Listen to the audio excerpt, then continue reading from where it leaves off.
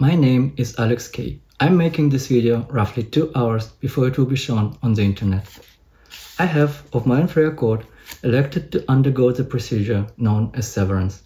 I give consent for my perceptual chronologies to be surgically split, separating my memories between my personal life and my life at McDonald's in Birmingham's Exchange buildings, colloquially known as Mackey's on the Ramp. I acknowledge that henceforth my access to my memories will be spatially dictated. I will be enabled to access recollection of being at Mackey's in my personal life, while my Mike-ini will only know the life of devouring the delicious freshness that is McDonald's Happy Meals. I am aware that this alteration is comprehensive and irreversible. I made these statements freely.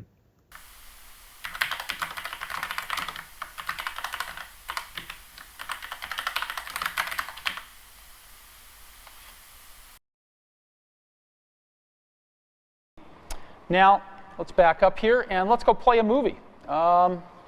We've got Zoolander here. Let's go play a little part of Zoolander, one of our new Paramount movies. You think you're too cool for school. But I got a news flash for you, Walter Cronkite.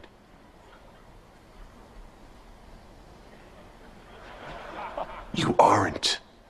In 2007, during the introduction of Apple TV, the set-top box, Steve Jobs featured a clip from the movie Zoolander, directed by Ben Stiller. 15 years later, in 2022, Apple TV and Ben Stiller crossed paths again with the premiere of Severance on Apple TV+, the streaming service. What is Severance? You get a chip implanted in your brain and it cuts off anything about your outside life, and you only know your world inside where you work.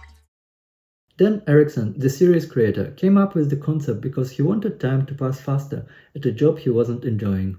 Then you're at the door factory, and is that where you first put pen to paper and started thinking about Severance? Or? Yeah. And I always hesitate a little bit to tell this story because I don't want to throw anyone under the bus, because I was very grateful for that job. Sure. And the people there were very nice and treated me very kindly. But it was the last thing in the world I wanted to be doing. And I think everybody there knew that. And so I was walking into work one day. It was 9 a.m. And I literally just had the thought, God, what if I could jump ahead and suddenly it would be 5 and I would have done the day's work, but I wouldn't have to experience it. I could just cut out that 8 hours. Right. And that's not throwing anybody under the bus at work at all. Yeah, no, I think everybody there, including the bosses, probably had the same thought. They were like, if only we didn't have to deal with Dan all day. But while the series focuses primarily on the temporal effects of severance, there is a spatial aspect to it too. Severed workers switch between the innies and the outies in a lift while moving between the ground floor and the floor where they work. There are some exceptions. Overtime contingency, Glasgow block. But for the most part, Severance is spatially activated. In the series universe, Severance is considered to be controversial, ethically, socially, morally, scientifically. But here's the interesting bit. In real life, that special aspect of severance is actually recommended by psychologists and healthcare professionals.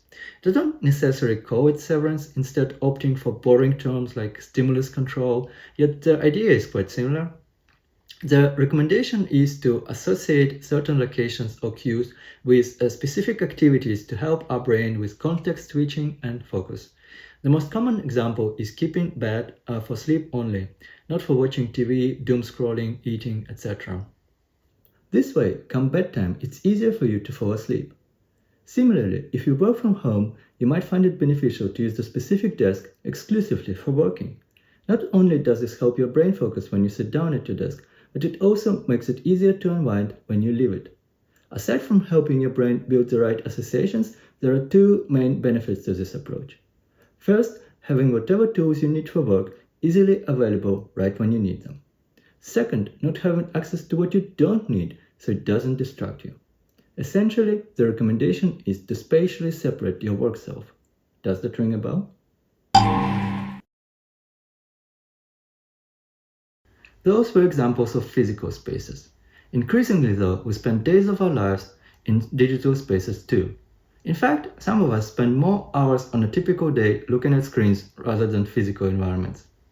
How can we apply that idea of spatial severance to our digital lives? Apple Vision Pro will introduce us to spatial computing. Not quite what I had in mind. Let's talk about Vision Pro some other time, and for now focus on solutions that won't cost you 3,500 quid. The most obvious one is simply using multiple devices for different tasks. Asa, I remember you used to even set up 2 different computers side by side. Yep, and I still do that. I don't have Slack or other communication on my big work computer, my desktop computer, and I only do communication on my iPad so that I have clean separation of space and mind, and so I can't spin out that way. A lot of us are actually required to use a dedicated work computer and/or phone. While IT departments might demand this for security reasons, it can also genuinely help with stimulus control. The setup of your work devices help you switch contexts and focus on work tasks. Nonetheless, this setup is far from convenient. There are obstacles to moving data between your personal and work devices. Hopefully, the company you work at doesn't have code detectors, so you don't need to succumb to this. Thirsty? Mm-hmm. Hey, just in case you find this relevant for some reason, the code detectors can read messages hidden inside the body as well.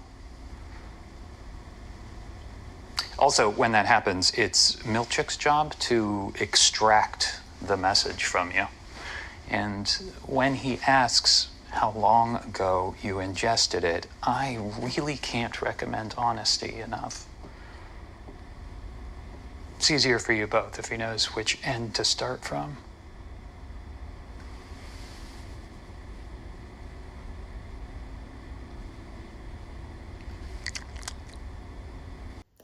Still, even without, sharing a note or a file between your personal and work devices is slow and inconvenient at best, and a puzzle to solve at worst. But a much bigger issue is just how habit-breaking switching between devices can be. My friend recently got a Mac Mini, his first Mac computer, which he absolutely loves, except he uses a Windows machine at work and it drives him up the wall that copy-paste shortcuts use a control key on Windows, but a command key on macOS. Obviously, the key next to the spacebar is more appropriate for keyboard shortcuts. My friend, a predominantly Windows user, wasn't convinced though, so he just swapped the way command and control keys function on his Mac. Even in the TV series, muscle memory persists despite severance. For example, we see a character realizing he can drive because his outie can. Habits are powerful. If your outie is an avid Mac user, your innie would struggle using Windows at work. They torture us down there! Similarly, in real life, having to jump between multiple devices is bound to be habit-breaking. Is there a way to sever your computer without getting a whole other computer? Well, you can create a new user account, which is what I had to do recently to watch the second season of Severance, ironically. You see, I wanted to watch the series together with a friend. I'm talking about a different friend now, by the way. Your outie is a friend to children and to the elderly and the insane. This friend of mine lives in another country, so the idea was to use SharePlay to watch the episodes together while on a call. SharePlay synchronizes playback so you can pause the episode to talk about a scene or make some silly joke. I'm never guilty of that, thankfully. What we didn't realize though is that the concept of friends living in different countries is apparently alien to Apple. So even if you both pay for Apple TV Plus subscription, you still have to be in the same region for SharePlay to work. I had to create a different Apple account in another region and pay for Apple TV Plus subscription again. And to do that, I created a new user account on my computer. And then I was able to SharePlay Severance with the friend. And also enjoy an unhideable FaceTime banner obstructing the screen. Like, why there is a banner on top of a video you're trying to watch with someone? I can't wrap my head around this. Has anyone at Apple ever used SharePlay? And then, I kid you not, another banner appeared on top of the FaceTime banner, this one advertising Apple Intelligence. Very intelligent that was. Anyway, there can be real convenience in creating a separate account on the same device rather than having to juggle multiple devices. Like if you're a remote worker, on a work trip, you don't need to bring 2 laptops with you. But both main issues remain. It's still fiddly to move data between accounts, and the new account also doesn't respect your existing habits. Like for instance, that Apple Intelligence banner wouldn't appear on my main account because I don't allow notifications from most apps there. But this is a new account with no idea of my personal preferences. As you see, neither using additional devices nor creating extra user accounts is a good solution for spatial severance in the digital space. Ideally, you want digital severance to be available on the devices you already use and without needing to create multiple accounts. Apple Vision Pro will introduce us to spatial computing. Not what I had in mind, not yet. Let's try that again. Ideally, you want digital severance to be available on the devices you already use and without needing to create multiple accounts. Focus is a new way to match your device to your current mindset. With Focus, all you have to do is choose what you want to focus on. You can carve out time in your day for work or your personal life. The Focus feature on Apple devices lets you adjust which notifications you receive depending on the context. The idea isn't new. You might remember profiles dating back to when mobile phones had keypads. But this takes it to another level. Remember we've talked about the importance of having the right tools or apps to be at your fingertips right when you need them, but also not having distractions easily accessible. With this feature, you can set up different lock screens and home screens for each focus mode. The apps and widgets you have quick access to change depending on your activity. Selected apps can even understand what you're focusing on and adjust. For instance, showing you only work-related messages, emails, calendars, and even Safari tabs. You can also choose to signal to everyone else that you don't want to be disturbed. And they can choose to override your preference if it's urgent or if they just feel like being annoying. Hello? What's that? What's that?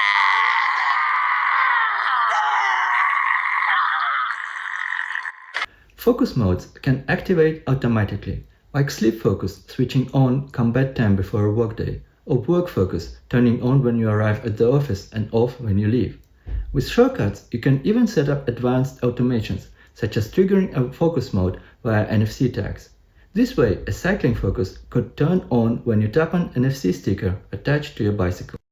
Your Apple devices can tell each other what you're focusing on. So when you enter work mode on your Mac, your iPhone could remove social media apps from your home screen. Your Apple Watch can even switch to a different watch face at the same time. Your devices will do their best to bring forward whatever tools and information you need for work, while hiding anything that might distract you. The reason Apple developed this feature might sound familiar. Our attention is being pulled in so many different directions, and finding that balance between work and life can be tricky. Let's chat about something I bet you have heard of, the work-life balance. To start, imagine yourself as a seesaw. Ow! There are some omissions. Say it would be great to have tighter integration with screen time so that you could not only hide but completely block access to social media apps and games when you work on sleep focus. Also, for whatever reason, Macs don't support most of the advanced features iPhones and iPads do. Still, on-device focus solves the issues mentioned earlier. You don't need to smuggle information between devices or accounts, and there is no habit breaking since your personal preferences are preserved as you move between the focus modes. Overall, it sounds exactly like what we've been talking about, doesn't it? A kind of digital severance that doesn't require you to juggle extra devices or set up new user accounts for each context.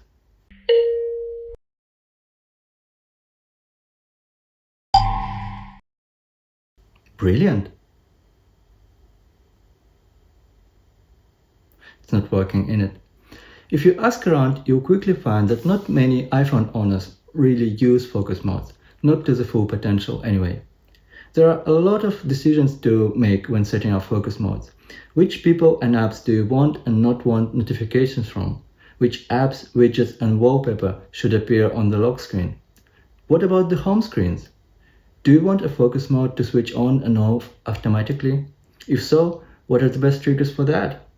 Then there is the meta question of just how granular do you want to get? Is it simply work and personal, or specific activities like travel and exercise? Or maybe you want to break exercise further down into separate focus modes for swimming, cycling, and running. Like, how many innies do you want?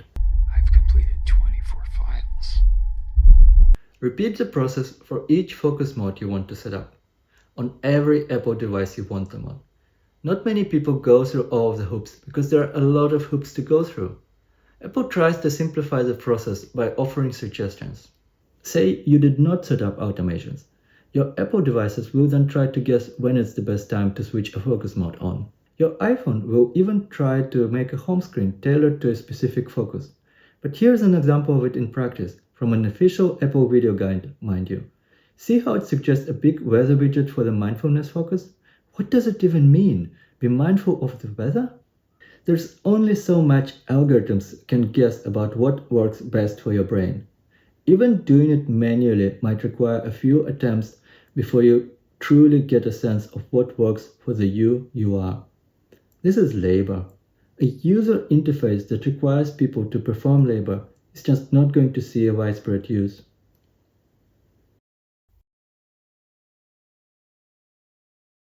Right, so is Severance good for you actually?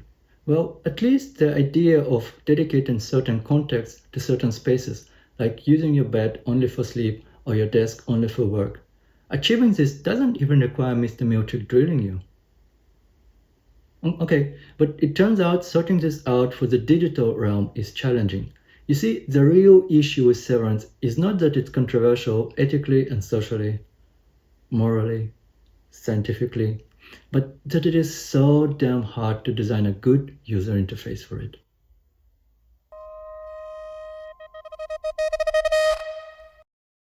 My name is Alex. I'm from the internet. I'm passionate about user experience, research, and design. There are a lot of YouTube channels that cover topics like filmmaking or philosophy for a broad audience, but the overwhelming majority of UX channels are aimed at people who either already are researchers or designers or who want to become one.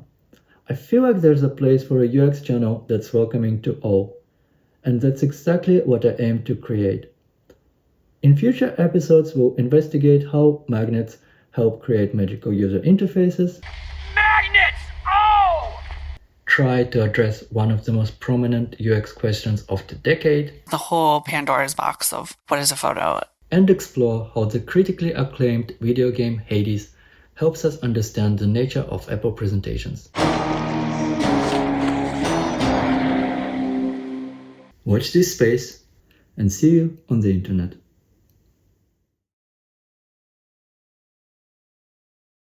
Does that ring a bell?